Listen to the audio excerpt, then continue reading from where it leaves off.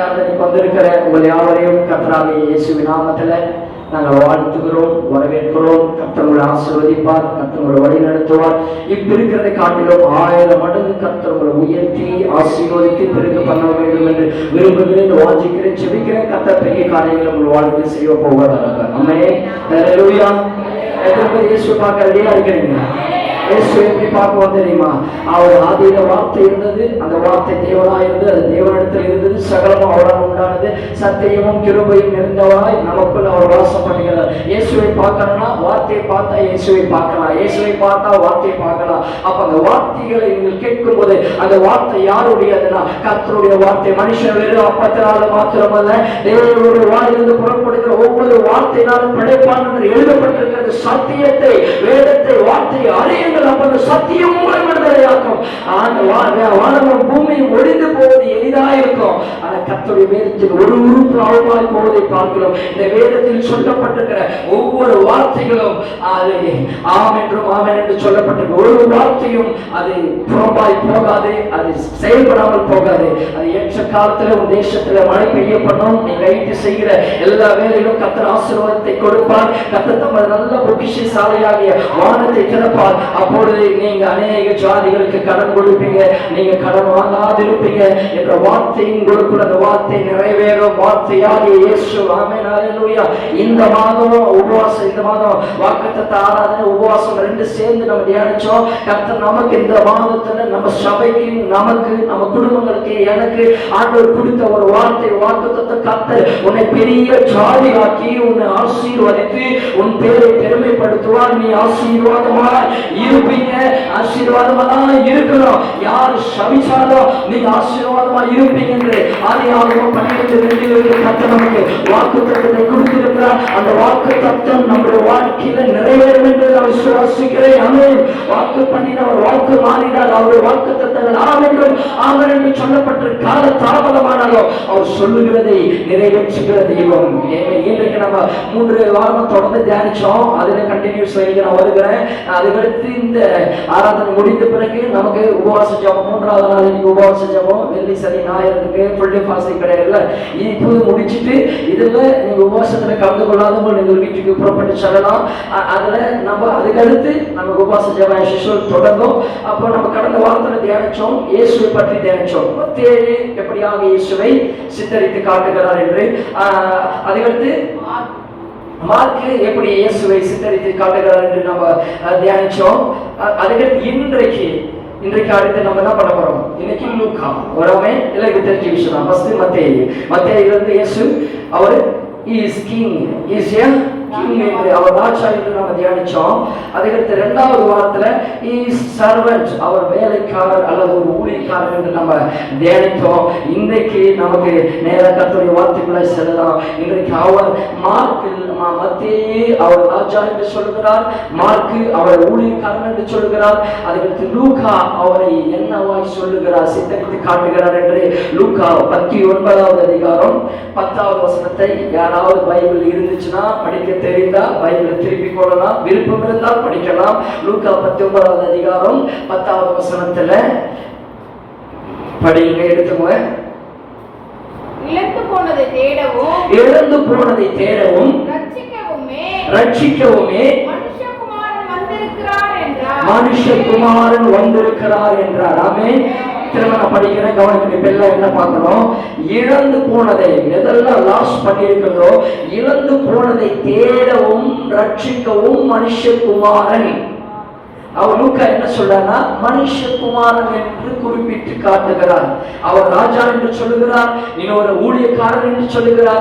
இவர் சொல்றார் அவர் மனித குமாரன், நம்முடைய மனுஷனாய். நம்ம சொல்றோம் நான் மனுஷன் தானேங்க, என்னால் எப்படிங்க அதை செய்ய முடியும், என்னால் எப்படிங்க நேரத்துக்கு எல்லாமே பண்ண முடியும், என்னால் எப்படிங்க அதை தாங்க முடியும், சகிக்க முடியும் நம்ம சொல்லலாம்.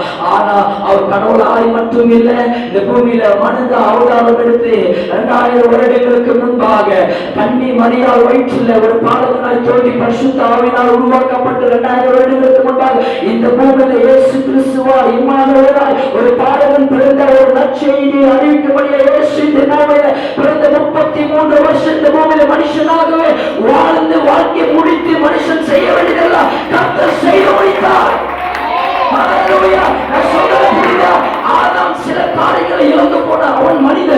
அவன் மனுஷனாய் பிறந்தான். ஆதாம் சில காரியங்களை இழந்து போனான், சில காரியங்களை என்னால் செய்ய முடியவில்லை என்று ஆதாம் சொன்னார். அதே போல அநேக மனிதர்களால் சாதிக்க முடியாததை ஒரே மனித குலத்தின் தெய்வம் இயேசு வந்து அத்தனை 1000 வருஷத்துக்கு முன்னாடி ஆதாம முதல்ல எல்லாரும் செய்ய முடியாததை என் ஆண்டவராக இயேசு கிறிஸ்து பூமியில மனுஷனாய் ரத்தத்தின் உருவமாய் மனுஷ சாயலாய் பிறந்து நீயும் நானும் சாதிக்க முடியாதது, செய்ய முடியாதது, ஆதாமிலிருந்து அநேகர்கள் செய்ய முடியாதது என் ஆண்டவர் செய்ய முடியாய் மனுஷகுமாரனாய் வந்தார். ஹல்லேலூயா. பைபிள் சொல்றது, திருடன் திருடவும் அழிக்கவும் வருவானே என்று வேறொன்றுக்கு வரான், நானும் அவைகளுக்கு ஜீவன் உண்டாயிருக்கும், அந்த ஜீவன் பரிபூர்ணப்பட வந்தேன் என்று கர்த்தர் சொல்லியிருக்கிறார். ஒரு ஆமென் சொல்லுங்க. ஹல்லேலூயா. அப்ப இழந்து போனதை தேடுவோம், ரட்சிக்கவுமே மனுஷகுமாரன் வந்தார். இன்னைக்கு இந்த காலை வேலை உங்களை பார்த்து இந்த மாதத்துல முதல் வாரத்துல ஒரு பார்த்து சொல்றேன், யாரெல்லாம் ஆண்டவர் தேடி வந்திருக்கீங்க, நீங்க எதெல்லாம் இழந்து போனீங்களோ அதெல்லாம் தேடி அதெல்லாம் ரட்சித்து கர்த்தரும் கையில் கொடுப்பார். நீ சகலத்தை திருப்பி கொள்ளுவா. நீங்க போய் அதை பின்தொடர்ந்து அதை பிடிப்பாங்க, அதை திருப்பி கொண்டு சகலத்தையும் திருப்பி கொள்கிற ஒரு ரட்சிப்பின் வல்லமைக்குள் கர்த்தரை கொண்டு போய் நிறுத்துவார். எதெல்லாம் இழந்தீங்களோ இழந்ததெல்லாம் நல்லதா அந்த பிசாசு உன்னிடத்திலிருந்து எதை திருடினோ அதை 7 மடங்கு திரும்ப கொடுக்க வைக்கிற தெய்வம் தான் மனுஷகுமாரன். He is the son of man. ஹல்லேலூயா. அவர் மனித குமாரன்.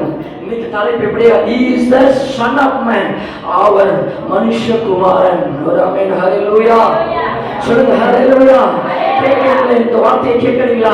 இன்னைக்கு ஆண்டவர் நம்ம சொல்லலாம், என்னுடைய பலவீன பாண்டம், நான் களிமண்ணு, நான் மனுஷன், என்னால என்ன செய்ய முடியும், என்னால் எதை சாதிக்க முடியும், என்னால் ஒன்றும் பண்ண முடியாதுன்னு சொன்னீங்களே, அதே இயேசு உனக்கு அவருக்கு தெரியும் நீ எப்படி, உன் சாயல் என்ன சாயல், உன்னால் என்ன செய்ய முடியும் என்று அவருக்கு தெரியும். ஏன்னா அவர் மனுஷனாய் வந்து மனுஷனாயே இந்த பூமியில வாழ்ந்து மனுஷனாகவே மரித்த தெய்வம் அவருக்கு தெரியுங்க என்ன செய்யணும், எப்படி செய்ய முடியும். அந்த தேவனா இன்னைக்கு உலகத்துல எனக்குள்ள வாசமா இருக்கிறாரா?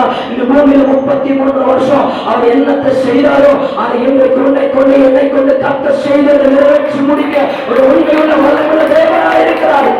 கையை தட்டு, நல்ல கையை தட்டு. சர்வ வல்லமுள்ள தேவனுக்கு என் ராஜாதி ராஜா, கத்தாதி கத்தர், சேனைகளின் கத்தர், ஒருவராய் பெரிய காரியங்களை செய்கிற யூத ராஜா சிங்கம் இயேசுவே. He is my daddy.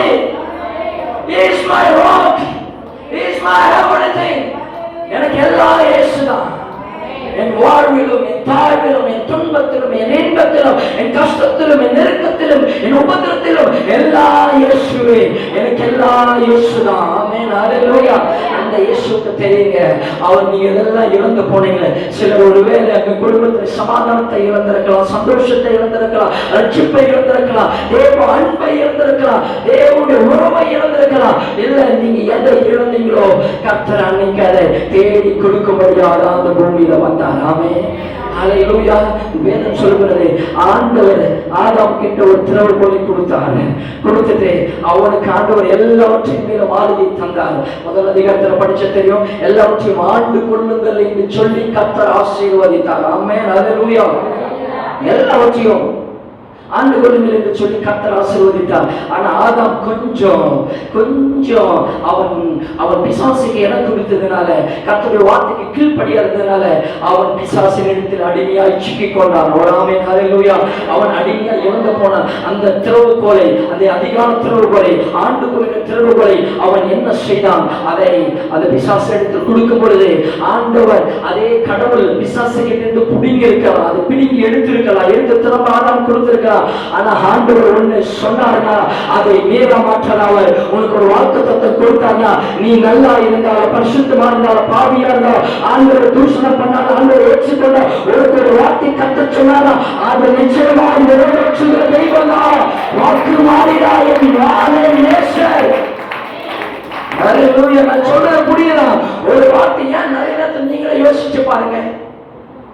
எத்தனை முறை ஆண்டவருக்கு விரோதமாய் தூஷணம் செய்து கொண்டிருக்கிறோம், எத்தனை பாவம் செய்து கொண்டிருக்கிறோம், எத்தனை முறை ஆண்டவரை மறுதலிச்சு கொண்டு, எத்தனை முறை ஆண்டவருக்கு துரோகியா வாழ்ந்து கொண்டிருக்கிறோம். ஆனாலும் கர்த்தர் நடத்துகிறாரா?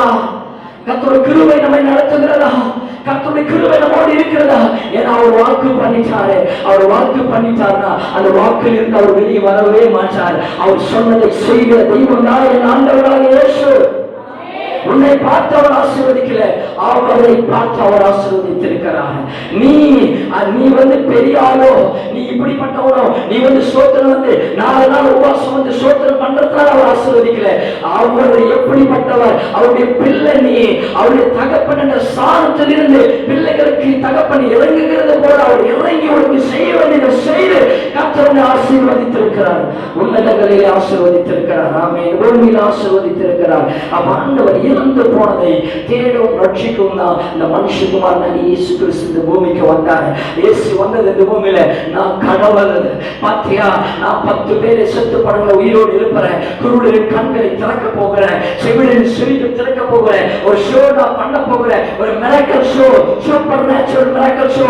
நான் தெய்வம் என்பதை நீங்கள் பார்க்கணும். நான் எப்படிப்பட்டவன் என்பதை காட்டுவதற்காக இயேசு இந்த பூமியில வரவில்லை. இயேசு எதற்காக வந்து தெரியுமா? நீயும் நான் இந்த பூமியில எதை இழந்து போனோமோ, எந்த ரட்சிப்பை இழந்து போனோமோ, எந்த சமாதானத்தை இழந்து போனோமோ, எந்த சந்தோஷத்தை இழந்து போனோமோ, அதை திரும்ப தேடி பிடித்து அந்த மரணத்தை நோக்கி அவர் மரணத்தை ஏற்றுக்கொண்டு பாதாளத்திற்கு சென்று அந்த பிசாசுடைய தலையை நசுக்கி அவர் நிர்வாண கோலமாக்கி அந்த மரண படுக்கையிலிருந்து அவர்கிட்ட அந்த தாவீதின் திறவுகோலை பிடிங்கி எடுத்துட்டு வந்து திரும்ப அந்த தாவீதின் திறவுகோலை உன்னிடத்தில் கொடுக்கிறேன் என்று அன்றைக்கு ஆதாமுக்கு மட்டும் கொடுத்த தெய்வம் இன்றைக்கு கையில், என் கையில், நம்ம எல்லாரும் கையிலும் அந்த தாவீதின் அரண்மனைக்கு அந்த திறவுகோலை கொடுத்திருக்கிறார். அப்போ நீ இந்த பூமியில் எதை கட்டுவியோ அது பரலோகத்தில் கட்டப்படும். இந்த பூமி எதை கட்ட வைப்பியோ அது பரலோகத்தில் கட்ட வைக்கிறார். புரியுதா நான் சொல்றது? விளங்குறா உங்களுக்கு? ஆண்டவர் ஏன் இந்த பூமிக்கு வந்தார்? அன்னைக்கு ஒருத்தருக்கு அந்த சாவியை பிசாசு பிடிக்கிட்டான். அன்னைக்கு இன்னைக்கு எல்லார் கையிலும் ஒரு சாவி இருக்கிறது. ஏமே எல்லார் கையிலும் ஒரு சாவி இருக்கிறது. இதுதான் சாவிங்க. சாவி இருக்கிற கொஞ்சம் சாவி தூக்கி காட்டுங்க பார்ப்போம். இதுதான் தாவீதின் சாவி. இதுதான் தாவீதின் திறவுகோல், டேவிட் கீ. ஆமென், ஹல்லேலூயா. இந்த சாவி கையில் இருக்கிறதுனா இதை வச்சு இந்த பூமியில் எதை நீ கட்டுறியோ பரலோகத்தில் ஆண்டவர் கட்டுவார். இந்த பூமியில் எதை கட்ட வைக்கிறியோ பரலோகத்தில் ஆண்டவர் கட்ட வைப்பார். சொல்லுங்க, இயேசுவின் நாமத்தில் அந்த வியாதியை கட்டுகிறேன், பரலோகத்தில் கட்டப்படும். இயேசுவின் நாமத்தில் அந்த சாபத்தை கட்டுகிறேன், பரலோகத்தில் கட்டப்படும். இயேசுவின் நாமத்தில் அந்த பில்லிய சூனிய கட்டுகளை கட்டுகிறேன், பரலோகத்தில் கட்டப்படும். இயேசுவின் நாமத்தில் அந்த தரித்திரத்தை கட்டுகிறேன், பரலோகத்தில் கட்டப்படும். இயேசுவின் நாமத்தில் அந்த அக்கிரமத்தை கட்டுகிறேன், அந்த வியாதி கட்டுகிறேன், எதை நீ கட்டுறியோ அது பரலோகத்தில் கட்டப்படும். அது பட்டு போகும் இயேசுவின் நாமத்தில். அதே போல சுகத்தை கட்டவிழ்க்கிற இயேசுவின் நாமத்தில் கட்டவிழ்க்கப்படும். நாம சொல்லிட்டவங்க, நான் அபிஷேகத்தை கட்டவிழ்க்கிறேன், ஐஸ்வர்யத்தை கட்டவிழ்க்கிறேன், பரிசுத்தத்தை கட்டவிழ்க்கிறேன், கிருபையை கட்டவிழ்க்கிறேன், தேவ சமாதானத்தை கட்டவிழ்க்கிறேன், சந்தோஷத்தை கட்டவிழ்க்கிறேன், நித்திய ஜீவனை கட்டவிழ்க்கிறேன். I release every blessing in the name of Lord. இயேசுவின் நாமத்தில் எல்லா ஆசீர்வாதத்தை நான் கட்டவிழ்க்கும் போது பரலோகத்தில் ஆண்டவர் கட்டவிழ்த்து வானத்தின் மதங்களை திறந்து எனக்குள்ளாமல் போக மட்டும் ஆசீர்வாதத்தை வர்ஷிக்க பண்ணி கர்த்தர் உன்னை கிருபையால் இருக்கிறனால மகிமையினால முடிசூட்டி கர்த்தர் உன்னை உயர்த்தி அழகு பாப்பா. நல்ல ஒரு கையை பற்றியாக சத்தியமாக ஆமென், ஹல்லேலூயா. ஆண்டவர் உன் கையில் கொடுத்திருக்கிறாரு. நான் போயிட்டு பிசாசே போ, இதை பாரு, அதை செய்ய, இதை செய்ய, நீ கண்ணீர் விட்டு செல்ல தேவையில்லை. இந்த பூமியில் நீ எதை கட்டுறியோ அங்கு அவர் கட்டுவார். நீ வாயை திறந்து இந்த பூமியில் எதை கட்டவிழ்க்கிறியோ ஆண்டவர் அதை கட்டவிழ்ப்பார். அந்த heavenly blessing கட்டவிழ்ப்பார், அந்த heavenly power கட்டவிழ்ப்பார், அந்த heavenly anointing கட்டவிழ்ப்பார், அந்த heavenly grace கட்டவிழ்ப்பார், அந்த heavenly salvation கட்டவிழ்ப்பார். அந்த பரலோகத்தில் இருந்து உனக்கு தேவையானது அவர் நன்மைகளை கட்டவிழ்க்கிற தேவனாக இருக்கிறார். அதுக்காக இயேசு கிறிஸ்து இந்த பூமியில வாழ்ந்தார்.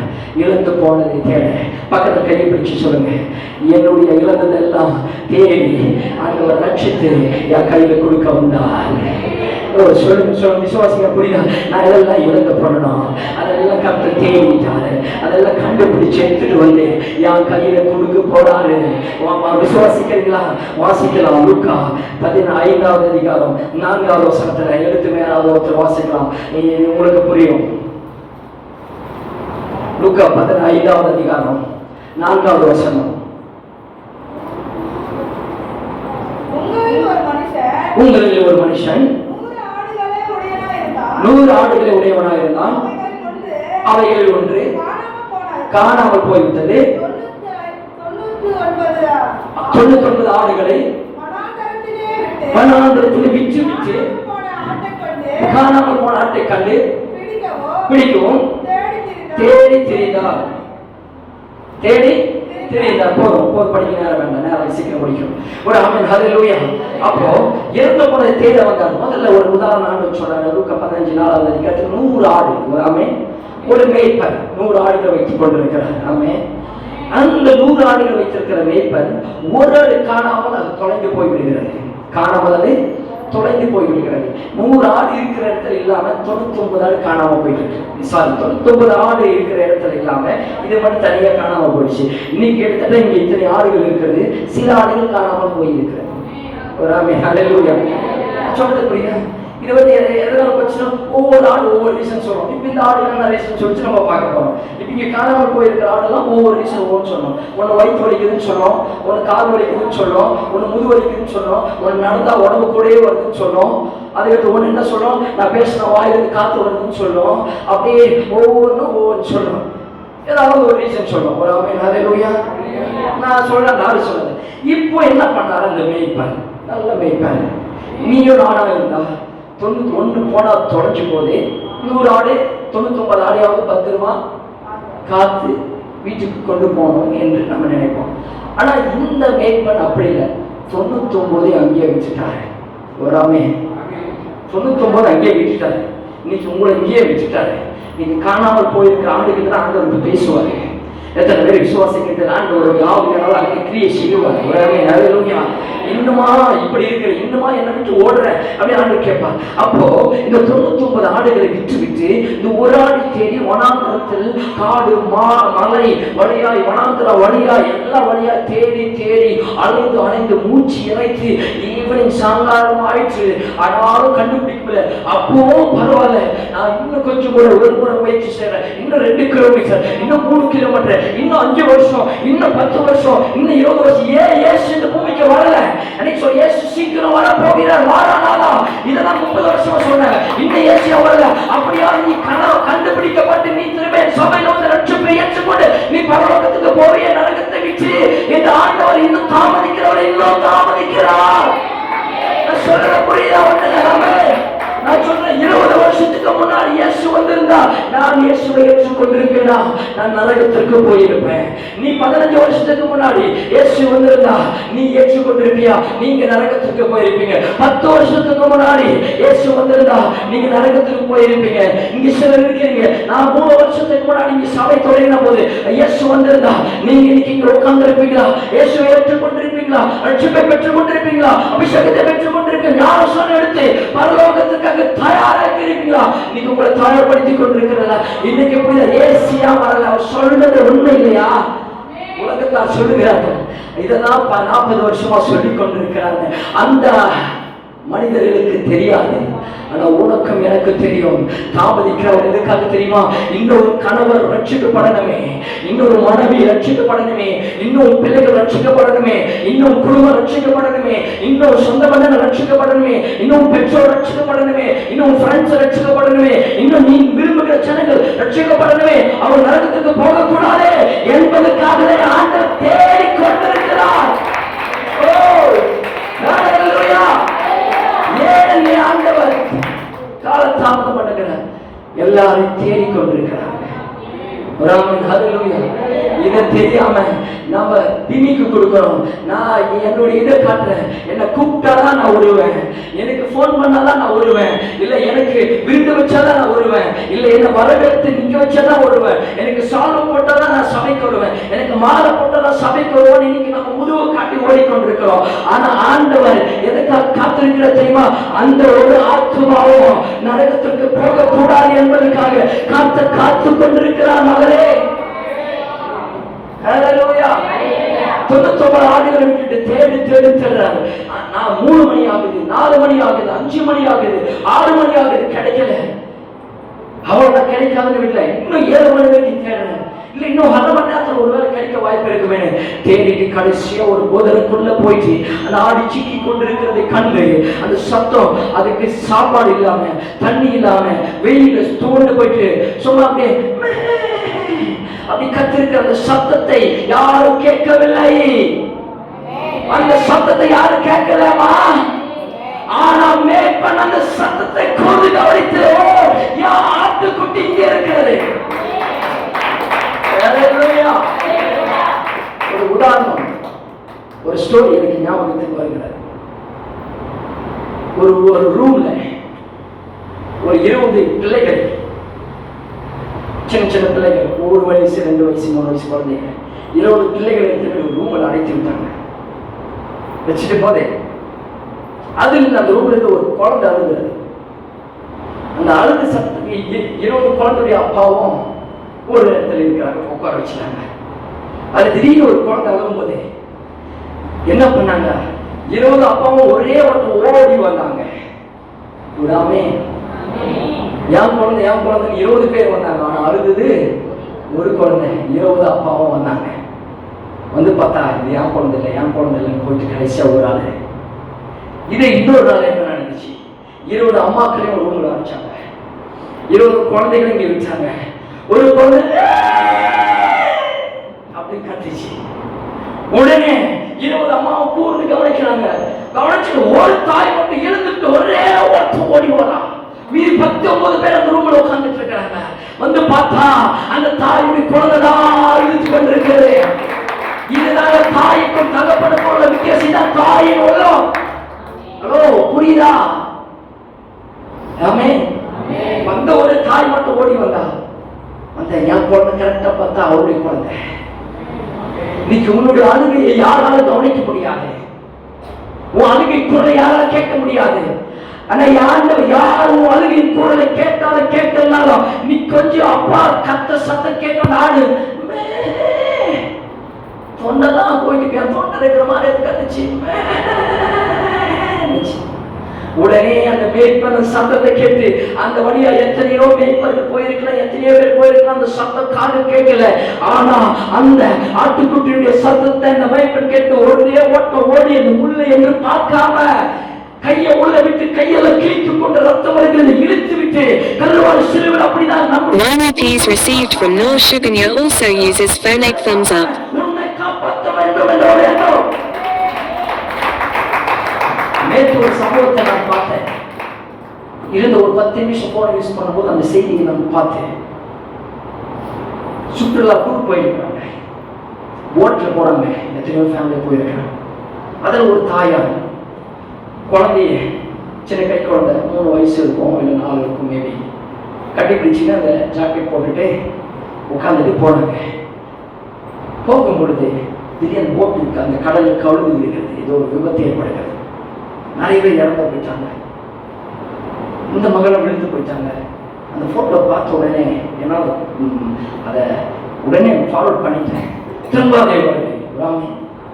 அந்த அம்மா அப்படி போட்டு இருக்குமா குழந்தை கையை கட்டி பிடிச்சிருக்காங்க. குழந்தை அம்மாவை கட்டி பிடிச்சிருக்குது. 2 பேரும் இறந்து போனாங்க. 2 பேரும் இறந்து போனாங்க.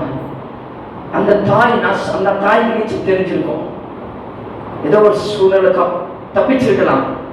ஆனா என் பிள்ளை இல்லாத அந்த உலகத்துல என்னால வாழ முடியாது. ஒண்ணு காப்பாற்ற என் பிள்ளையோடு நான் காப்பாத்திட்டு வெளியில வரணும். இல்ல செத்தாலும் என் பிள்ளையோடு சாக்குறேன். இவ்வளவு இருக்குமா? வேணா யூடியூப்ல நீங்க சர்ச் பண்ணி பாருங்க. அதை போட்டு அந்த போஸ்டை பார்த்தோம்னா உன் கண்கள் எல்லாம் இருக்காது. அப்படி கை இறுக்கத்தோடு, அந்த பிணம் கை இறுக்கத்தோடு இருக்கிறது. குழந்தை அம்மாவுக்கு கட்டி பிடிச்சிருக்கிறது. 2 பிணத்தை தூக்கி அப்படியே அந்த ஜாக்கெட்டோட, அந்த போட்டில் போட ஜாக்கெட்டோட தூக்கி எடுத்துட்டு வந்து வச்சு போட்டோ போட்டிருக்கிறாங்க. ஒரு அன்பானவர்கள், உங்களுக்கு புரியுதா? சாதாரண இந்த மனுஷனாக மக்களே அந்த பிள்ளைகள் எவ்வளவு அன்பு செலுத்துவது. ஆண்டவர் 2000 வருஷங்களுக்கு முன்பாக கல்வாரி சிலுவையில் அவர் மரித்து உள்ள தூக்கி விட்டாரு. அதை தெரியாம இன்னும் நான் ஓடிக்கொண்டு இன்னும் ஒரு புத்தி இல்லாத ஆடா இன்னும் அறிஞ்சு கொண்டிருக்கிறேன். அந்த தாயாரை காப்பாற்ற முடியவில்லை. 2 பேரும் செத்து போனாங்க. ஆனா என் தகப்பனால உன்னை காப்பாற்றி விட்டு அவர் செத்து போனார். உன்னை தூக்கி அந்த அந்த கடலில் இருந்து, கடல்ல 2 பேர் நீ கடல்ல விழுந்து போயிட்ட, அவர் குதித்து உன்னை காப்பாற்றணும். 2 நிமிஷம் தான் இருக்கிறது, உன்னை தூக்கி கரையில போட்டு விட்டு அவர் உனக்காக ஜீவனை குறித்து மறித்து விட்டார். உதாரணம் சொல்லுகிறேன். ஆமென், ஹல்லேலூயா. ஆண்டவர் உன்னை காப்பாற்றணும், உன்னை கரை சேர்த்து விட்டு அவர் செத்தினார். அதேதான் அந்த ஆற்று மேற்பன என்ன பண்ணாரு, வந்து அந்த ஆற்றுக்கு வழிபடக்கூடாதுன்னு அந்த முள்ளெல்லாம் கைகளால் கிழித்து, அந்த முள்ளு கரங்களினால உடம்பெல்லாம் கீறி கொண்டிருது, அது உள்ள தலைய விடுகிறார். கல்வாசிலே ஆண்டவர் முள்முடியில தலைய விட்டார். உள்ள விட்டுட்டு அந்த பதற்குள்ள போகும்போது அவ்வளவு அந்த இருட்டு அந்த காலமானது இந்த பூமியில இயேசு மரிக்கிற தருவாயில அந்த இருட்டுக்குள்ள போய் அந்த ஆடு எங்க இருக்கு கண்டுபிடிச்சு அந்த முள்ள எல்லாம் மேல கிழித்து உடம்பெல்லாம் கிழித்தாலும் கொஞ்சம் அந்த முதுவை கட்டிட்டு ஒரு ஆமை. இன்னொரு உதாரணம் சொல்லிடுறேன், புரியும். ஒரு பண்ணை ஓனர், பண்ணை வீட்டுக்காரர் ஆல்ரெடி சொல்லியிருக்காரு நினைக்கிறேன். ஆடு மாடு மிருகச்சோளம் கோழிகள் எல்லாம் வளர்த்து ஒரு பண்ணை வீடு வைத்திருந்தார். ஒரு நாள் ஒரு ஊருக்கு பிரதேசத்துக்கு போயிட்டு, தூர தேசத்துக்கு போயிட்டு திரும்பி வரும்பொழுது அந்த பண்ணை வீடு எல்லாம் எரிந்து சாம்பராய் போயிட்டது. அழகாய் வளர்த்திருந்த ஆடு மாடுகள் எல்லாம் சாம்பராய் போய்விட்டது, எரிந்து. ஒரு அழகாக ஒரு கோழியை வளர்த்திருந்தாங்க, நல்ல பெரிய கோழி. அந்த கோழி தீக்கட்டா இருக்கிறது, வேதனையில அப்படின்னு சொல்ல உதச்சாங்க. உதச்ச உடனே கோழி குளிஞ்சுங்கெல்லாம் கத்திட்டு வெளியே வருது. மேல பார்த்த கோழி கருகி தீக்கட்டியாக இருக்கிறது. ஆனா உள்ள இருந்த ஒரு குஞ்சியும் சாகலை. புரிஞ்சு ஒரு ஆமென் சொல்லணும். நான் எல்லாம் கையை தட்டு நல்லா தட்டுகிறேன். மேல இருந்த கோழி தீஞ்சி சாம்பலானது, ஆனா ஒரு குஞ்சிக்கும் சேதமில்லை. என் ஆண்டவர் தீஞ்சி கரிஞ்சி அந்த வெயிலில் அவர் தீயப்பட்டு எரியப்பட்டு சாம்பலாய் மாறும்போதும் நீயும் நானும் ஒரு சேதமும். அதான் தண்ணி ஒரு பாட்டு இருக்கு, அக்னியில் நடந்து வந்தோ ஆனால் சேதம் ஒன்றும் இல்லையப்பா, தண்ணீரை கடந்து வந்தோ ஆனால் மூழ்கி போகவில்லையப்பா.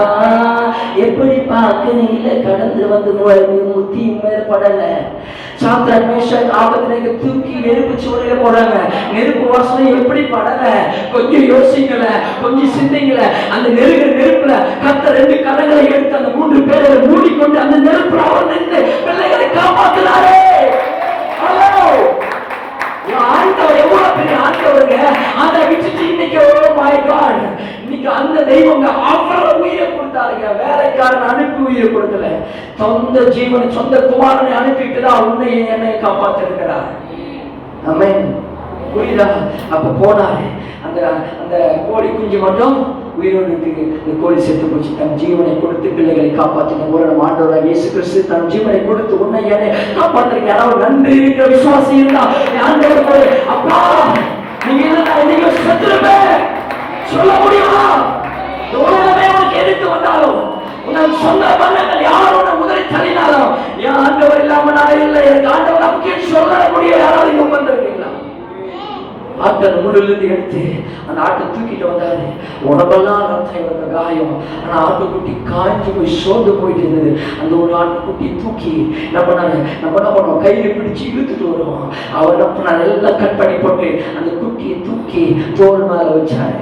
ஒரு ஆமென், ஹல்லேலூயா சொல்லுங்க, ஹல்லேலூயா ஆமென். யாரோ பிள்ளைகள் என்ன கட்டணும், தூக்கி தோல் மேல வச்சிருந்தேன். உங்களுக்கு புரிஞ்சிருக்கும்.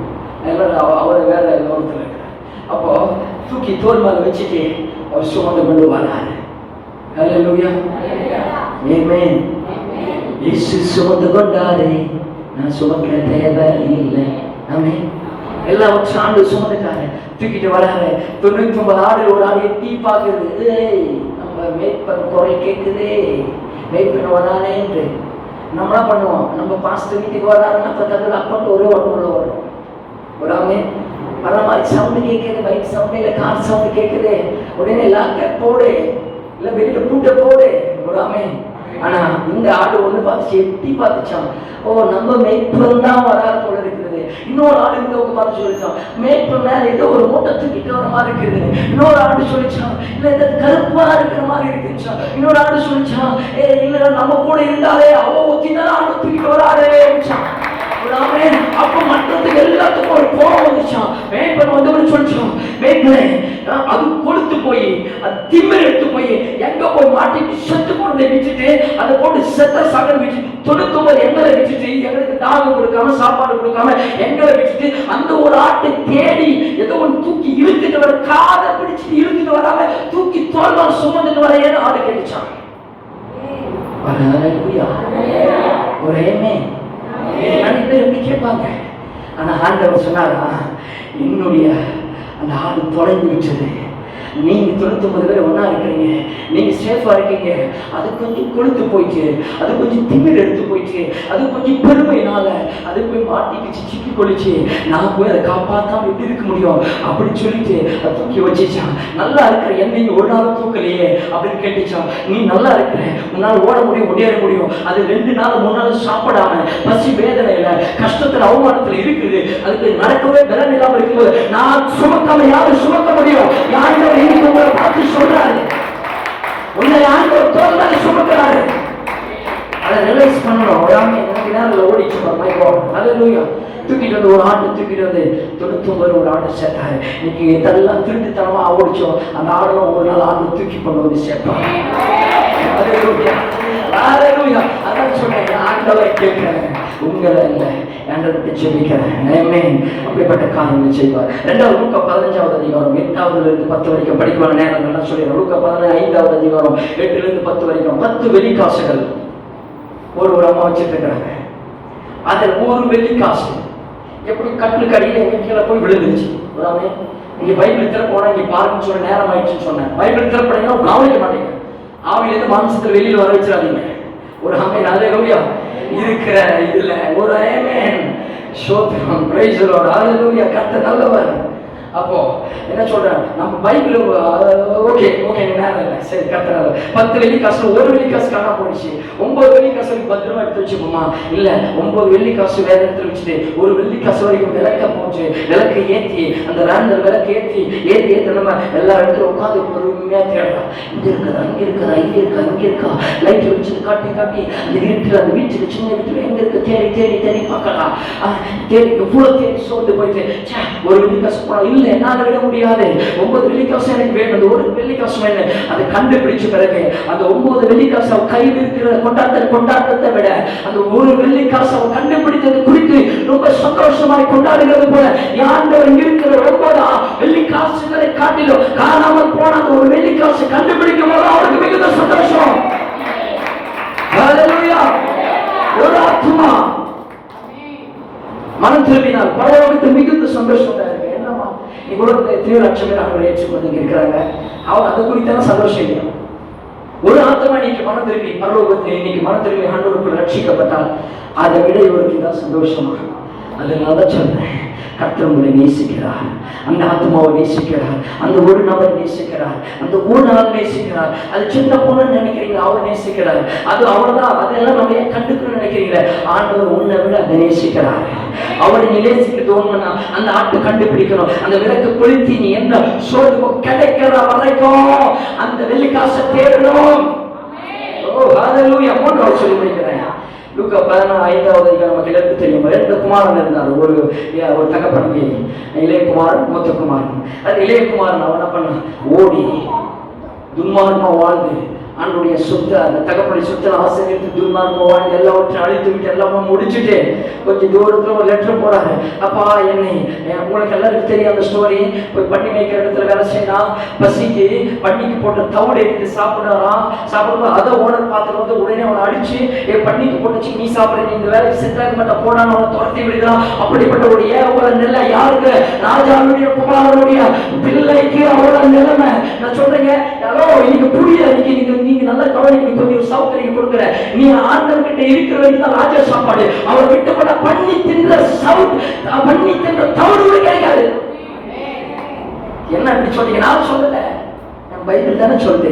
அவன் வீட்டில் இருக்கிற ராஜா போகம் சாப்பாடு, வேலைக்கு விதவிதமான சாப்பாடு, டைனிங் டேபிள் உட்கார்ந்து சந்திரனுக்கு முன்பாக ஒரு பந்தி ஆயத்தப்படுத்துற கால் போட்டுக்கிட்டு அப்படியே சாஞ்சிக்கிட்டு ஸ்பூன் ஸ்போக்கு கையில எடுத்துட்டு அப்படியே ஸ்டைல சாப்பிட்டுட்டு உட்கார்ந்து இருந்த அவனுக்கு என்னைக்கு தகப்பன வீட்டை விட்டு அவன் வெளியில ஏன் இன்னைக்கு இதெல்லாம் பேசிருக்கான் தெரியல. தகப்பன வீட்டை விட்டு என்னைக்கு அவன் வெளியில போறானோ அன்னைக்கு அவன் வாழ்க்கை நாரினது. அவன் சூழ்நிலை கண்கள் நாரினது. அந்த ராஜ வாழ்க்கை இழந்து போனா, அந்த அபிஷேகத்தை இழந்து போனா, அந்த சமாதானத்தை இழந்து போனா, அந்த ரட்சிப்பை இழந்து போனா, அந்த சுகத்தை இழந்து போனா, எல்லாவற்றையும் இழந்தபடி சாப்பாட்டுக்கு வழி இல்லாமல் அலைந்து திரிகிற நிலை வந்தது. தவறு சாப்பிடும் போதும் அந்த பசியை போக்குறதுக்கு அவனுக்கு அனுமதி இல்லை. அன்பான மக்களே, அண்ணனே, இன்னைக்கு கவனிக்கணும். ஆண்டவர் சொல்ற வார்த்தை, நீ சபையில ஆண்டவர் குடும்பத்துக்குள்ள ஆண்டவர் வீட்டுக்குள்ள இருக்கிற வரைக்கும் தான் அவனுக்கு உபசரிப்பு, அது வரைக்கும் தான் பாதுகாப்பு, அது வரைக்கும் தான் ஆரவாரம், அது வரைக்கும் தான் கொண்டாட்டம், அது வரைக்கும் தான் சந்தோஷம். என் ஆண்டவரை விட்டு நீ தூரம் போடலாம், உன் வாழ்க்கை தவறு கூட கிடைக்காதம்மா. நான் சாபமில்லை, பைபிள் வார்த்தைகள் உனக்கு சுட்டி காட்டுகிறேன். ஆண்டவருக்குள்ள இருக்கும்போது பிசாசு உன்னை தொட முடியாது, அவன் நெருங்க முடியாது. கொஞ்சம் தூரம் போனா ஆண்டவர் வீட்டை விட்டு வெளியே வரும்போது அவர் கரம் எடுப்படும் பொழுது பிசாசு ஆட்டோமேட்டிக்காக சிக்கபடியை தூக்கி கொண்டு அவர்களை எங்க கொண்டு போறாங்க, கொண்டு போக புரிஞ்சுக்க மாட்டோம் அவன் சொல்லுங்க. திரும்பவும் அப்பா கிட்ட வராது, வேலைக்காரனா என்னை ஏற்றுக்கொள்ளும் என்று சொல்லி லெட்டர் போட்டு வரும்போது தூரத்திலிருந்து அவர் வரும்போது அப்பா ஓடி கட்டி பிடித்து அரவணைத்து ஓயாமல் மொத்தம் செய்து மகனை திரும்ப தோல் மேல உட்கார்ந்து சுமந்து கொண்டு என் மகன் மரித்தான், பிழைத்தான், திரும்பி வந்திருக்கிறான் என்று திரும்ப ஒரு கொண்டாட்டத்தை ஏற்படுத்தினார். இன்னைக்கு உங்களை பார்த்து சொல்றேன், நீ கொஞ்சம் தூரம் எடுத்து ஆண்டவர் வீட்டு போயிருக்கிறீங்களா? இன்னைக்கு ஒரே நிமிஷம் எழுந்து ஓடி வந்து அப்பா கிட்ட வந்து அப்பா சமூகத்துல சொல்லுங்க, நான் பாவமான தப்புன்னு சொல்ல நல்லா காது வாங்க மாட்டாரு. என்கிட்ட வந்துட்டுல வா, திரும்ப சந்தோஷத்துக்குள்ள, திரும்ப ரட்சிப்புக்குள்ள, திரும்ப சமாதானத்துக்குள்ள, திரும்ப இழந்து போன ஆண்டவர் சொல்ல அப்ப சொல்றார், இழந்து போன என் குமாரனை திரும்ப தேடி கண்டுபிடிச்சு. He is the son of man. அவர் மனுஷகுமாரன். இதுக்காக இயேசு கிறிஸ்து பூமிக்கு வந்தார். ஹல்லேலூயா. எத்தனை பேர் கர்த்தர் பேசியிருக்கிறார்? ஒரு ஆமென். இன்றைக்காவது திருமணத்தை எடுங்க. இது ஒரு பிரசங்கமாய் பார்க்காதீங்க, ஒரு சத்தியத்தா பார்க்காதீங்க. நீ கர்த்தரை நோக்கம் எனக்கும் ஆண்டவர் பேசியிருக்கிறார். ஆவியானவர் இந்த ஒரே வார்த்தையை இந்த உபவாச நாளில் கொடுத்திருக்கிறார். எழுந்து நான் சோதனை முடிப்போம். கர்த்தர் ஆசீர்வதிப்பாராக. Praise the lord. ஹல்லேலூயா. எல்லா கண்களை மூடி எங்களை அதிகமாக நேசிக்கிற நல்ல தகப்பனே, இந்த ஆசீர்வதிக்கப்பட்டதான இந்த காலை வேளையில உங்கள் சமூகத்துல அந்த உபவாச நாளிலும் இந்த முதல் ஆராதனையில கர்த்தர்